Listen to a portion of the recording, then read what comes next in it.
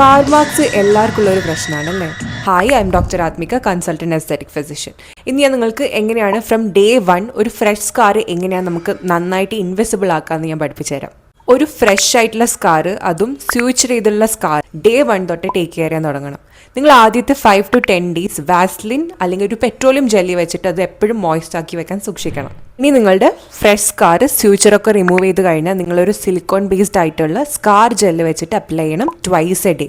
ഇനിയിപ്പോൾ റേസ്ഡ് ആയിട്ടുള്ള സ്കാറാണ്, നിങ്ങൾ സ്യൂച്ചർ ചെയ്തിട്ടും നല്ല അത്യാവശ്യം പൊങ്ങിക്കിടക്കുന്ന സ്കാറാണെങ്കിൽ നിങ്ങൾ 2 വിരൽ വെച്ചിട്ട് ഫേം ആയിട്ട് വെച്ചിട്ട് നന്നായിട്ട് മസാജ് ചെയ്ത് കൊടുക്കുക. നോട്ട് ജസ്റ്റ് സ്ലൈഡിങ് ആയിട്ടല്ല, അവിടെ ഫേമായി വെച്ചിട്ട് മസാജ് ചെയ്ത് കൊടുക്കുക. ഇങ്ങനെ ദിവസവും 1 minute വെച്ചിട്ട് ഏത് സ്പോട്ടിലാണോ പെർ ഡേ അതിങ്ങനെ ചെയ്യണം. ഇതൊരു 12 months സ്ട്രേറ്റ് ചെയ്യുക. എപ്പോഴും 12 months അല്ലെങ്കിൽ 1 year ആണ് ഒരു സ്കാർ റീമോഡൽ ചെയ്യാൻ എടുക്കുന്ന സമയം.